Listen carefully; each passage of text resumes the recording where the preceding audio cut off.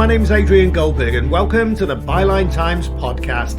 The Byline Times telling you what the papers don't say, what the radio doesn't report and what the telly doesn't tell you. This week, comedian, author and Jew David Baddiel on anti-Semitism, the racism that is often hidden or underplayed, but is no less real for that. I mean, I think people should realise this. I don't know if people do realise this, that for a lot of white supremacists, Jews are sort of the principal enemy.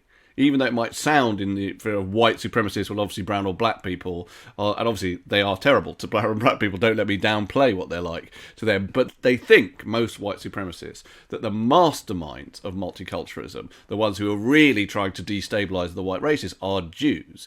An in-depth conversation with David Baddiel about his book, Jews Don't Count, coming shortly. First, Dominic Cummings' astonishing political journey from Downing Street insider to potential prime ministerial assassin. Cummings is, of course, Boris Johnson's former chief advisor, and the ferocious row between them could yet lead to the downfall of the PM. How has it come to this? Byline Times co-founder Peter Jukes says the story involves a number of closely connected figures in the world of politics and the media, some of whom, including Cummings, fear arrest, not to mention not one, but two hacking scandals. I mean, the famous one is where I think it starts, which is in 2011. Chief executive of News International and then friend of the Prime Minister, David Cameron, Rebekah Brooks, was arrested in the phone hacking scandal just after David Cameron's chief spokesman, Andy Coulson, had been arrested. And you'll remember what happened 10 years ago. The Leveson inquiry, which looked at the proximity between not just Murdoch, but other media proprietors and senior politicians. And then the phone hacking trial itself, one of the biggest trials in British history, where Rebekah Brooks, we must say, was found innocent of knowing about phone hacking or bribing cops, but several other journalists, senior journalists, including Andy Coulson, were found guilty. Now, that first part of Leveson, which we heard about when we had all these famous moments with stars and newspaper proprietors and politicians being quizzed by Robert J. QC under the chairmanship of Lord Justice Brian Leveson, that was always supposed to be just the first part of an inquiry. And then because all these trials were going on, as you know, Adrian, you can't contempt existing trials. If you have a public inquiry, it could prejudice the jury. Was supposed to happen about a year or so later when all those trials were over, and there were a lot of them. It never happened. And in fact, it was originally postponed, and then under Theresa May, it was entirely cancelled, though everybody said it was necessary. Now, what does that have to do with the criminal fear of culpability of the media? Well, quite importantly, there are still ongoing phone hacking revelations about the Sun and the Mirror. And Lord Justice Leveson said this himself a year or so ago. A lot of the editors then lied to me. Lying to a public inquiry under the law is perjury and a potentially a criminal offence. And had Leveson 2 gone ahead then, Leveson might well have been inclined to pursue some of those witnesses from Leveson Part 1 who he felt had been dishonest with him. And in exploring this relationship between media organisations and the police, he may well have discovered some pretty unsavoury connections between senior media executives and police officers. Indeed. And that proximity between Fleet Street and certain journalists and certain senior coppers was rife. I mean, where there were a lot of convictions, not of journalists, but of sources for receiving money from Fleet Street for stories, including police stories. All that would have come out. So the three areas, really: denied but now proven phone hacking, all stuff around other corrupt police networks, and thirdly, senior editors deceiving Lord Justice Leveson and deceiving the public. Yeah, we can be confident, can't we, that Leveson was not given the whole story. Some newspapers which denied phone hacking have since paid out millions of pounds to people who complained about phone hacking, or there have been criminal trials in which details of phone hacking emerged. So if there had been a Leveson Part 2, he could have called to account those media executives who he felt had lied to him in Leveson Part 1. Exactly. And yeah, those cases you point to are still ongoing in the High Court 10 years later. And for the last 10 years, all these media proprietors have been terrified of Leveson 2. They've done everything they can do to stop it, lobbied against it, demonized, hacked off. And I think that explains why they got so close and backed so clearly their two journalist leaders, the young politicians, Boris Johnson and Michael Gove, two journalists. One, famous columnist Boris Johnson for The Telegraph, edited The Spectator. Michael Gove, very close to Rupert Murdoch, gets book commissions from HarperCollins, goes with Murdoch to interview Donald Trump. Now, they have got their men in power, their pals in power. And I think part of the support for Brexit, part of it was obviously ideological from those sort of right-wing newspapers, but part of it was, if we get our guys in place, we can stop Leveson 2. We can be let off the hook. And even better, in recent years, they've had all kinds of boondoggles handed out.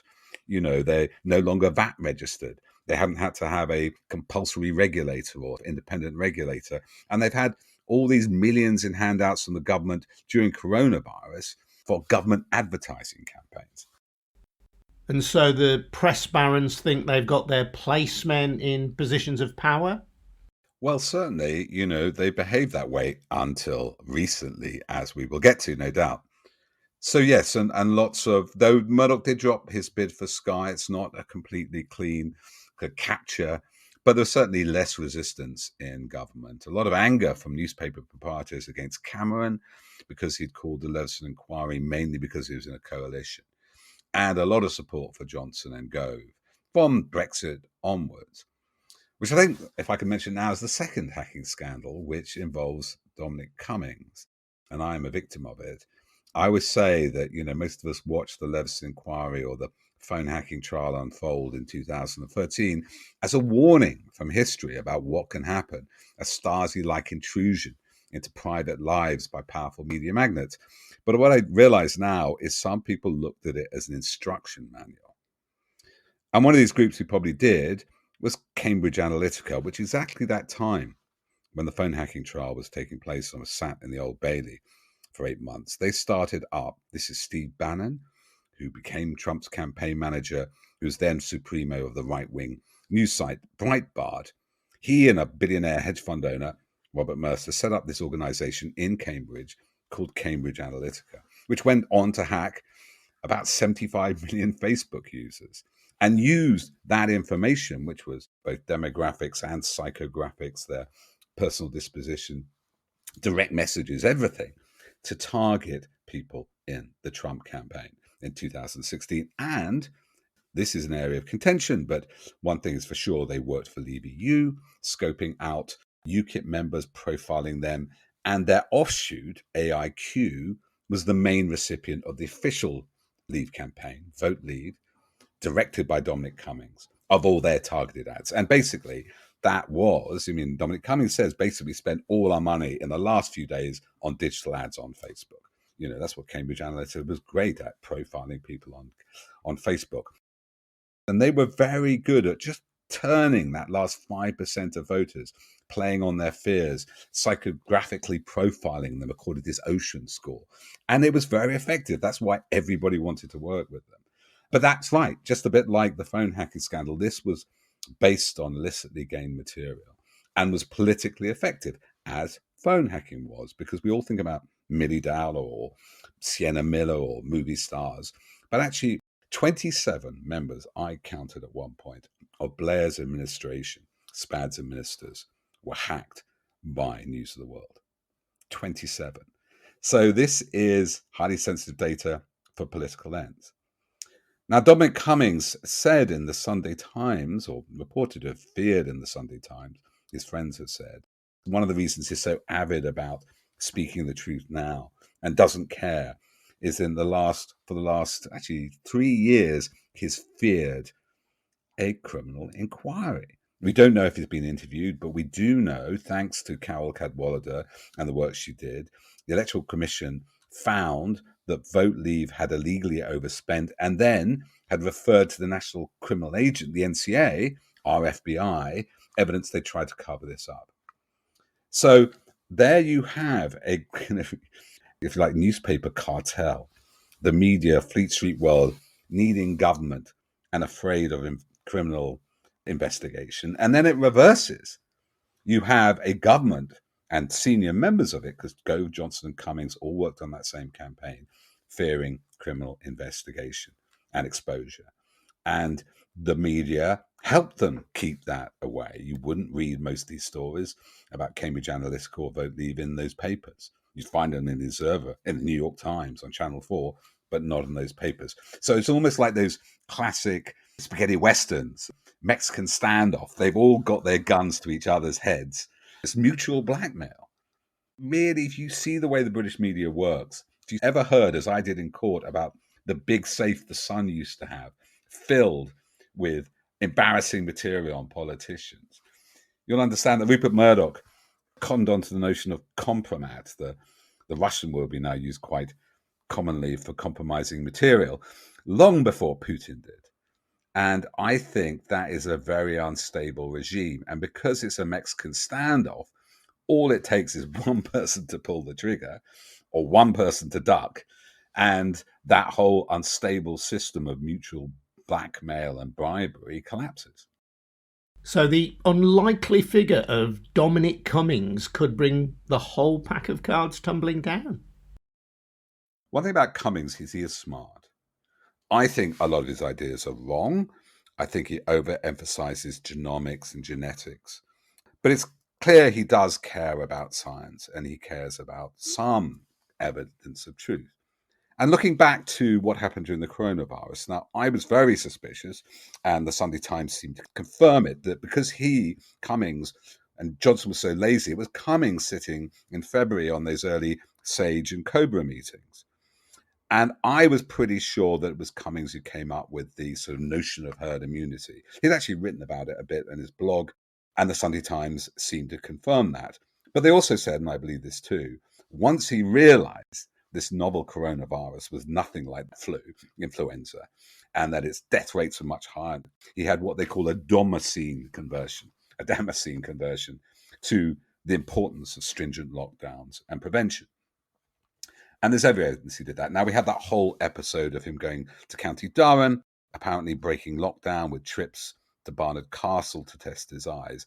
I think what he said in the Rose Garden, that famous Rose Garden press conference, which was kind of more senior than Boris Johnson would hold back in when it was May, June last year, I think a lot of what he said was that is implausible, his explanation for it. But I think the emotional explanation was plausible. He ran out of Downing Street. He has a young, vulnerable family. He'd been ill himself. His wife was ill.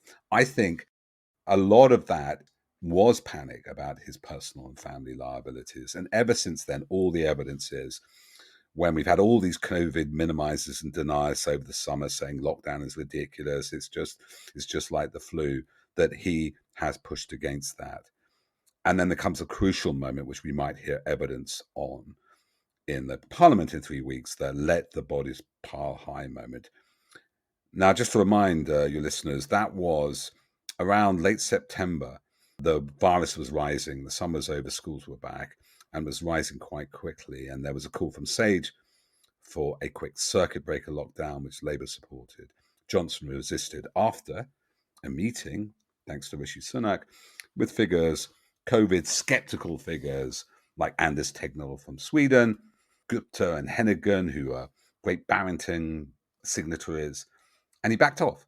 And he kept on backing off. And then you have this explosive moment when he's supposed to have said, let the bodies pile high, when he's forced into this, actually a third lockdown. And that's when Cummings and Kane, the other press advisor, leave. I do think that Cummings felt that moment. We can look at the graphs. Many more died in that second wave, and I published that graph, than in the first wave, and it was completely out of kilter with the rest of Europe. Our second wave was so much more devastating than the European average. I think that weighs on Cummings' mind. I think personally, I may be naive on this, or just, I work with whistleblowers, I understand their compromise. In a way, this is more important than anything he did with Cambridge Analytica. Cambridge Analytica, maybe they swung a few thousand votes, 1%. That's all you needed, 2%. One person in 50 would have changed the Brexit vote. But nobody directly died. 150,000 people have died in this country. And the first duty of any government is to protect its citizens from death. And if Johnson really said those things, if he followed the financial imperatives, if he didn't listen to the science, if he went the cheap and easy way of anti-lockdown, just out of money, then I would applaud Dominic Cummings for coming forward, and the whole country should. You know what? Nobody's all good or all bad. And as you know, Adrian, I've worked with a lot of whistleblowers. Our TV team used to work on right-wing sites. They got radicalized by YouTube. I worked with Chris Wiley and Shamir Sani, the Vote Leave whistleblower. I'm going back to the journalists on Byline Investigates, Graham Johnson and Dan Evans. They're the only two journalists who willingly came forward to say they were phone hackers. I don't know. Life's messy and complicated, isn't it? I mean, there is a kind of an element of some Russian court going on in Downing Street with decorating apartments and falling out between Cummings and Boris Johnson's fiancée, Carrie Simmons. I do think greed, lies, cover-up are unsustainable. As we've seen with phone hacking, 10 years later, the truth is still coming out. It's easy to lie quickly, but to get all the receipts to go back in history and change your blog, change time, is very difficult without an audit trail. And if it isn't Cummings who takes down Johnson, something surely will, because you build on lies, you're building on the sand, and nothing will survive on that for long. The thoughts of Peter Jukes, and you can read much more from Peter, Byline Times co-founder, at our brilliant news-breaking website, bylinetimes.com. This is probably as good a time as any to remind you that we don't owe allegiance to any media mogul, to any corporate interest or any political party. This podcast, Byline TV, and that website I mentioned are supported by subscribers to our monthly paper, The Byline Times, which costs just £36 a year. Get more details on how to subscribe at bylinetimes.com. That's bylinetimes.com. And if you've already taken out a subscription, thank you. Now, as someone of Jewish heritage, I was naturally drawn to David Baddiel's latest book with its provocative title, Jews Don't Count. Baddiel, who describes himself as an atheist Jew, believes that in the modern world of identity politics, anti-Semitism has somehow been downgraded. You'll hear why shortly. But along the way we discovered we had something in common. My father escaped Nazi Germany at the age of just 13. He arrived in the UK on kinder transport with his little brother 3 months before the outbreak of war. Baddiel, it turned out, had a similar story. Be warned though, this interview is swearing. My mother was born in Nazi Germany. She just got out. She was obviously a baby. She was born in 1939. It's quite complicated and not entirely clear because various attempts were happening to smuggle her out. It was very difficult to get her out because my grandfather had been arrested after Kristallnacht and sent to Dachau, which was established as a concentration camp well before the final solution in 1938. So he'd been in Dachau for 6 months, and then my grandmother had managed to get him out on the basis that they were leaving and emigrating to come to Britain, but that was really hard to do. The papers were hard to get. It was hard to get into Britain. I mean, this is a long and complex history which you all know about. And it was literally 3 weeks to go before the war broke out that my grandparents and my mum managed to get here, but it meant that most of their family were left behind and murdered. So the fact of that is in every page, I would say, of Jews Don't Count, even when it's not. It becomes sort of impossible, particularly as you grow older, I think, not to feel the effect of that in your sort of bones, really. And particularly as you sort of understand time, how short time is, how when I was young, it was 19 years after the war when I was born, and it felt like a lifetime. Now it really feels like nothing. Unsaid things that I know were unsaid when I was young that now seem to me in their silence to be much louder.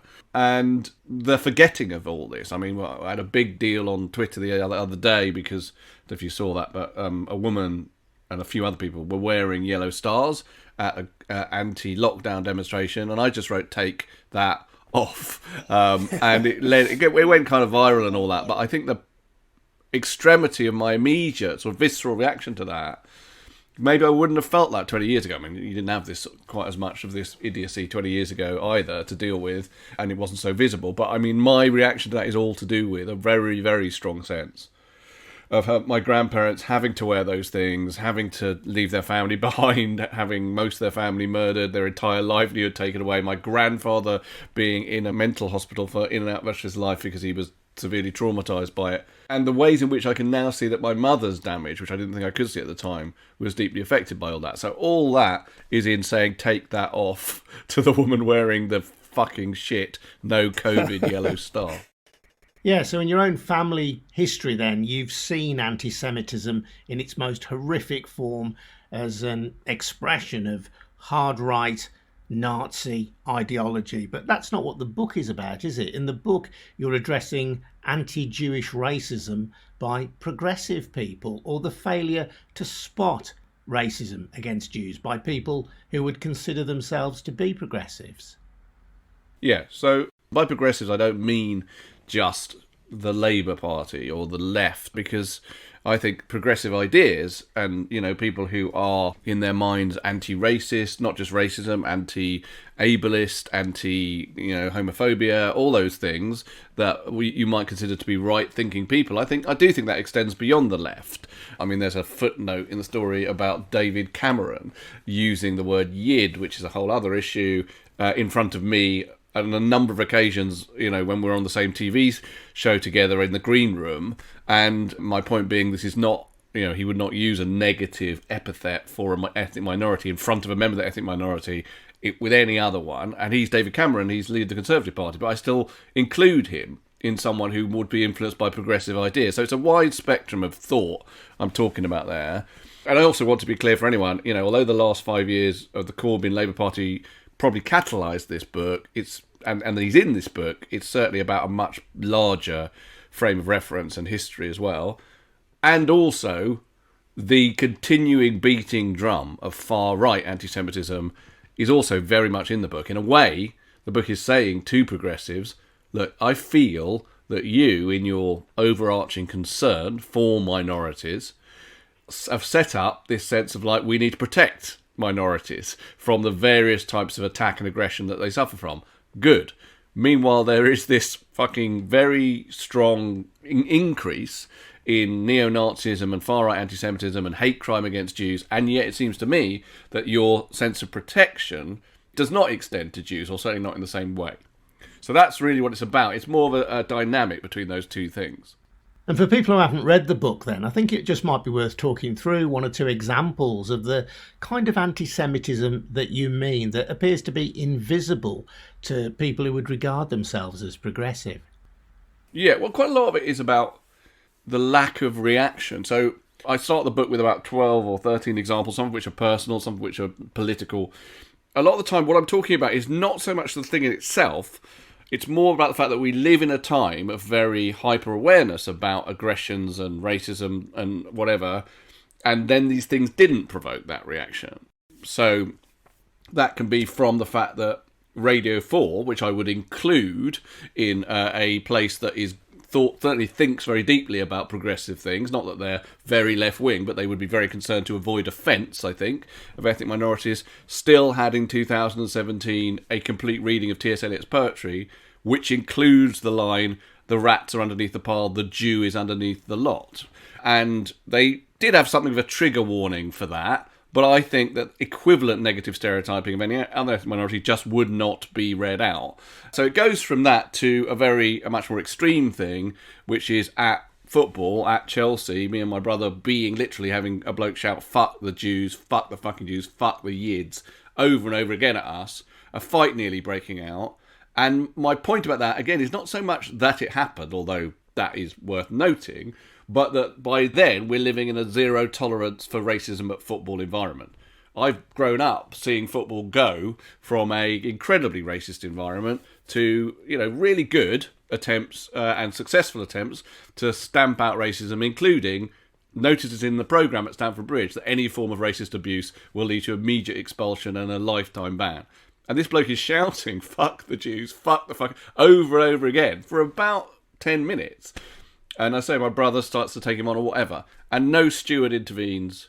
There's no attempt to, inquire who this bloke be afterwards and trace him and stop him from coming in. Nothing like that. And eventually me and my brother have to do a film called The Y Word to try and draw attention to that. And that itself is to some extent not blocked, but, there's quite a lot of sort of, do we really have to do this from the various anti-racist authorities in football because they don't consider it as important, which is essentially what the book's about. Yeah, this idea of a hierarchy of racism, that racism against Jews is somehow less important than racism against other minorities. Yeah, I mean, that's essentially what the book is about. And I think one reason why the book seems to have made quite a lot of noise is that I think that thing is something the Jews feel very deeply, but it feels like they're not allowed to say it. It feels like something they're not allowed to say. And that when I've talked about it a little bit beforehand on social media, you often get a big pushback of like, it's not a competition, and, and to some extent you might be accused of doing down the struggle of other minorities by saying that and whatever. So I just made the decision, a sort of intellectual decision, and I'm writing a polemic here to say, well, no, I'm going to talk about it because I know that I feel it and I know that a lot of Jews feel it. And here are some concrete examples and some sort of data that shows that it really exists as a thing. And no one's really come back to me and proved that it doesn't. It just feels like it's kind of thought of like, no, you don't talk about this, it's an unsaid thing, it's divisive to mention it or whatever. But intersectionality, which I guess is what that's about at some level, intersectionality stands or falls on being actually intersectional, right? And within intersectionality, over the years, from when the left first started, to have proper campaigning and proper activism, has been a long and sometimes painful process of saying, oh no, we must include these people, we mustn't forget about the hate they suffer or the rate of blah, blah, blah. And that's allowed for a lot of other minorities, it's sort of totally allowed, for other minorities to say, well, it's different for us, we feel we've been missed out from this, blah, blah, blah. But I think when Jews do it, there are issues. I would say the book shows how that exists, and then the majority of the book is really saying, why does this happen?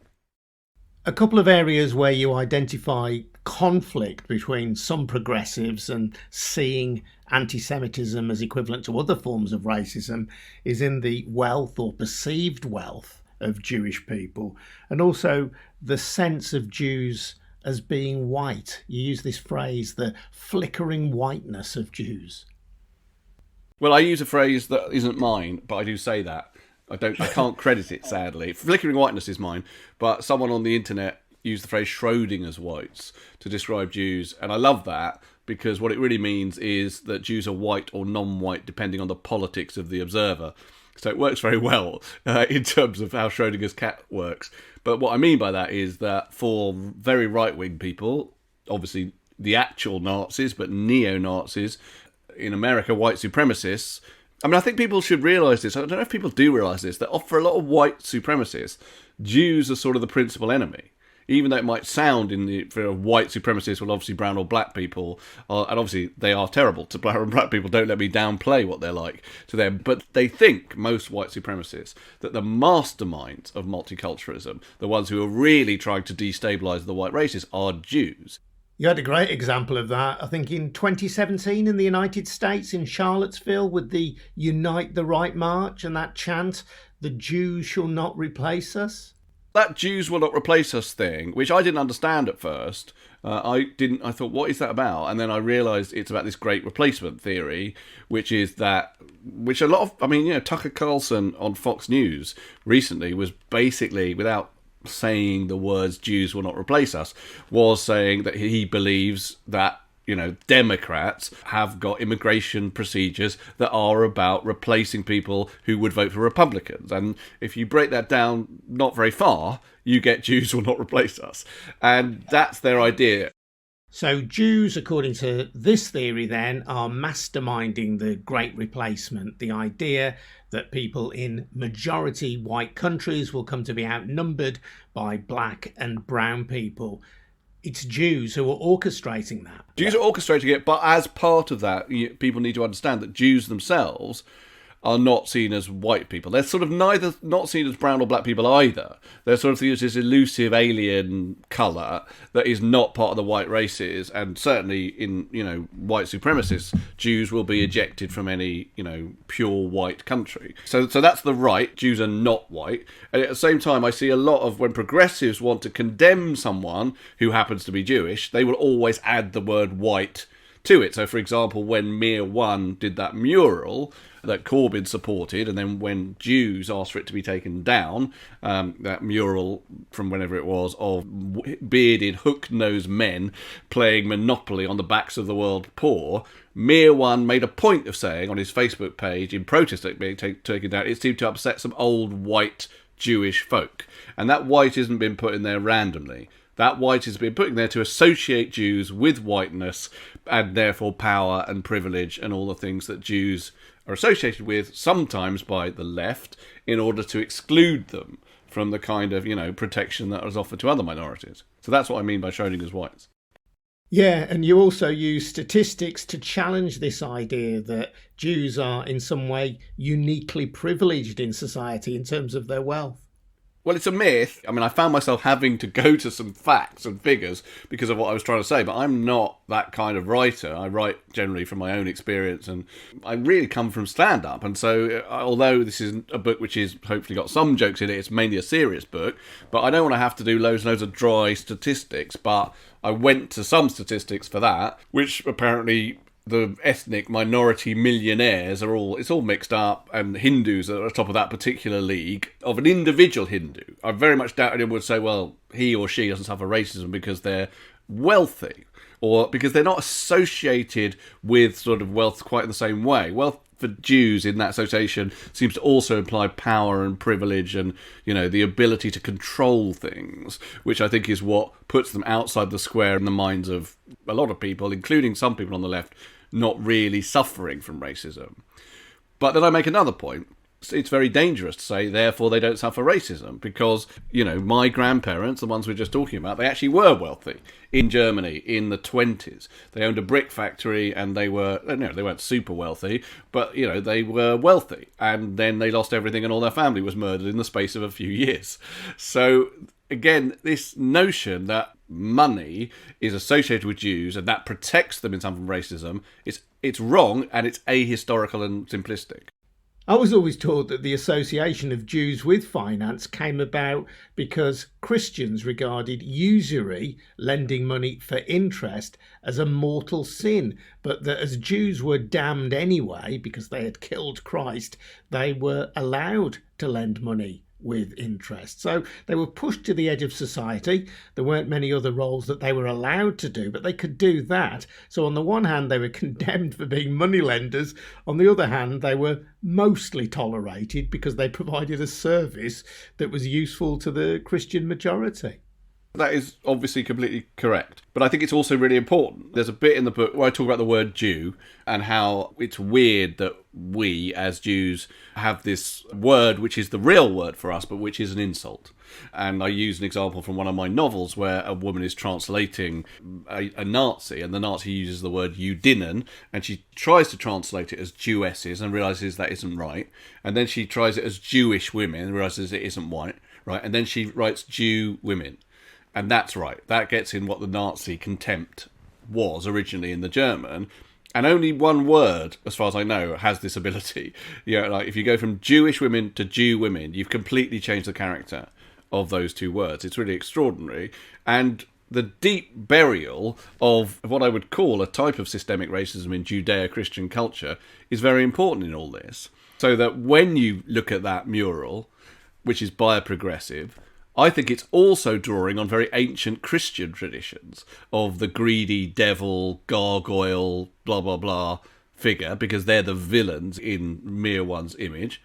But what are those greedy gargoyle devils? Go back a few centuries and they're always Jews. You reference Jeremy Corbyn, and I feel that his spectre hangs over the entire book. When that Mere One story came to light, I've got a friend who, like you, is an atheist Jew, a lifelong Labour supporter, but who said that he could never vote for the party again so long as Corbyn was in charge.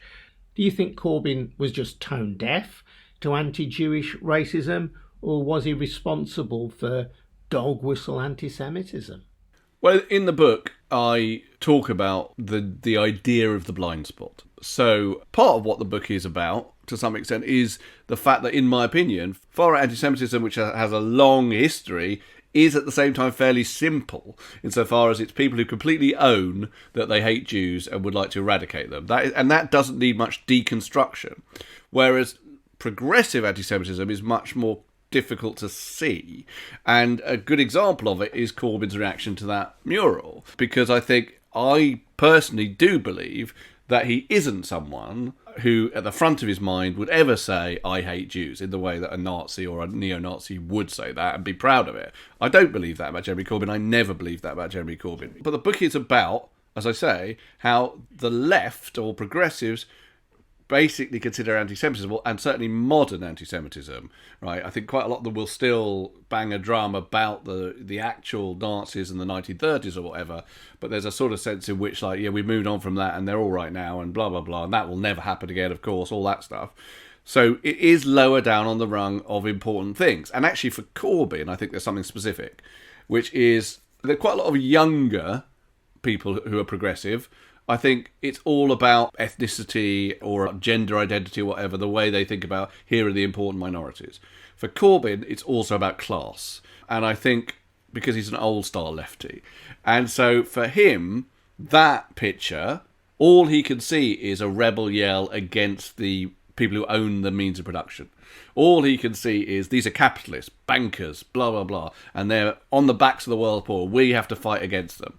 And that blocks completely the kind of obvious fact that they look like cartoons of Jews, and a long tradition of cartoons of Jews, and two of them are fucking Jews, because Mere One says, oh, those old white Jewish folk were upset about seeing hashtag Warburg, hashtag Rothschild on these things. And the minute you've got particularly Rothschild in a Facebook post, you click on it and it's just the worst anti-Semitism ever.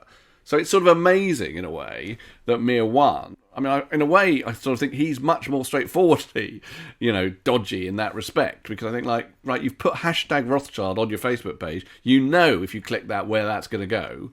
But Jeremy Corbyn, I think it is more of like, he's so obsessed with these things, and they're so important, that anti-Semitism, in a way, is just a distraction from those things. I think that was always kind of the problem.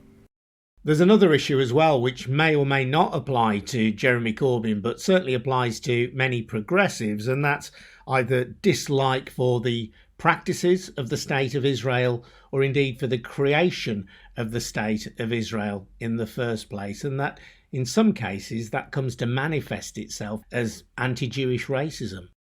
Yeah, well, I would say it does. The book makes a kind of, gesture, which I think is important, which is, here's a bit about Israel. It's not going to be very long. I'm not going to get drawn in to a long thing about Israel, partly because I personally don't have a strong opinion about Israel, and I think the notion that Jews have to is itself racist, because, British Muslims are not required to have a strong opinion about Iran or Saudi Arabia or whatever, unless they actually have a heritage in those countries. But if they don't, no one says to them, I'm not allowing you to make a comment about Islamophobia before you make a statement about human rights in Saudi Arabia. That simply doesn't happen. And so I'm trying to say, I want to talk about anti-Semitism, and I'm not going to allow the normal thing that happens, which is, no, first we have to have a long, fucking annoying conversation about Israel and how you feel about Israel before we can have that. I'm just not going to do that. And that's been interesting, because it sort of foxes both. I mean, foxes is slightly the wrong word, but it sort of does, outflanks both the people on the left who would do that, and to some extent Jews as well. And the book is, in its own way, it's a critique of progressives, it's also a critique of Jews, I think. It's a critique of Jews, particularly British Jews, having this thing of let's not make a fuss, let's not get involved in, until very recently, let's keep our head down, let's laugh along with anti-Semitism and blah, blah, blah. And also, I think, I have noticed that Jews as well, I think, will get so anguished about what to say about Israel that they too can't speak or express themselves properly about anti-Semitism, which is why the end of the Israel bit for me says, I think Israel, meh, right? It's a statement of, I'm just not that fucked about it, because I am very bothered about anti-Semitism, and I think it gets in the way. But I agree with you, yes, I agree with you, sort of out of the confines of the book, that I think there is a very complicated overlap in the way that some of the left are triggered by Israel. Personally, the way and this isn't in the book, but personally the way I always think about it is look out for the trope. So if someone is criticising Israel, even criticising its right to exist or whatever, they're not necessarily anti-Semitic. You could come from like a very, very powerful secular statehood background, for example, intellectually. You believe all states should just have a secular founding, which I sort of believe myself as an atheist, to be honest with you, and that religion and ethnicity should be nowhere near a state, a reason for a nation, okay? Now, as an intellectual position, that's not anti-Semitic. It's just an intellectual position. But the minute you start saying, so I don't believe Israel has a right to exist, and it only continues to exist due to a global network of power brokers operating behind the scenes and paying lots of money, then immediately you're in the trope. You're in the trope of ancient anti-Semitic beliefs about, the octopus power of the Jews. And that's, I think, how I separate it. Where have you given yourself away by using those tropes? We started, David, by talking about your own family history. How seriously do you take modern anti-Semitism? How much of an existential threat is it to you and your family? Well, to me and my family, I think it is an existential threat in a weird way. I don't think it's an existential threat in the way that the Jewish Chronicle put a Corbyn government would be an existential threat to Jews, to the whole community. So that, I think, is wrong. Apart from anything, it causes linguistic issues because the Nazi government was an existential threat to Jews. It wanted to wipe out the Jewish community in Europe, and that is an existential threat to Jews. I don't believe for a second that had Corbyn got in, there would have been a genocidal attempt to wipe out Jews. And I think some people did, and that is just nonsense. However, what is happening totally is, along with the progressive neglect of anti-Semitism as a major issue, there's been a rise in individual hate crimes against Jews, and those have not highlighted at all in the same way that other crimes might have been. The way that 11 Jews were massacred in Pittsburgh in 2018, there was a killing in Jersey in 2019 at a kosher deli. The Yellow Vests, for example, which were a very kind of like rebellious street movement, attacked various Jews on the street and started doing anti-Semitic graffiti and whatever. As a prominent Jew talking about this, you can totally feel targeted. I mean, there's no question. I get loads of anti-Semitic abuse on Twitter, and I don't know how much of that you would consider to be real or whatever. But questionably, individually speaking about this and identifying yourself as a Jew, you can totally feel targeted. In a way, that's the thing. Not me personally, but again, going back to the statistics that I didn't really want to look at in my book, when I actually looked at the hate crimes recorded against Jews just in one particular year, this is really bad. It's really bad, and it is soft-pedalled by the left, or at least there's a sort of sense, and I talk about this towards the end of the book. So, for example, I can't remember the exact dates. This goes back quite a long way, but there was an attack in France some time ago into a synagogue, and the French Prime Minister at the time talked about how there'd been an attack on Jews in the synagogue, and he then said, and innocent French people outside, nearly got hit as well. And that distinction is really key, because there's a notion, and has always been a notion, obviously he probably wasn't in his mind an anti-Semite, but he has a notion of there being a separation between ordinary people, innocent people, French people, and Jews. And these were French Jewish citizens who had committed no crime. But that notion of the not quite innocence of Jews, that pervades the political spectrum, I think, because there is a sense that Jews have enough power and enough wealth and privilege that when they are attacked, whether that be online through microaggressions or shouted at or killed, that they bear some responsibility for that. And that doesn't apply to most other minorities. David Baddiel, whose book Jews Don't Count is out now, and I'd unreservedly recommend it. I'd welcome your comments on that interview and anything else on the podcast. And if there's a story that you think we should be sharing, feel free to get in touch. You can email goldbergradio@gmail.com. Before we go, just a reminder So please subscribe to the Byline Times if you can. It funds this podcast, our website, and supports Byline TV as well, including the wonderful Matthew Wright. You can get more details on how to subscribe at bylinetimes.com. That's bylinetimes.com. I'm Adrian Goldberg. See you next time.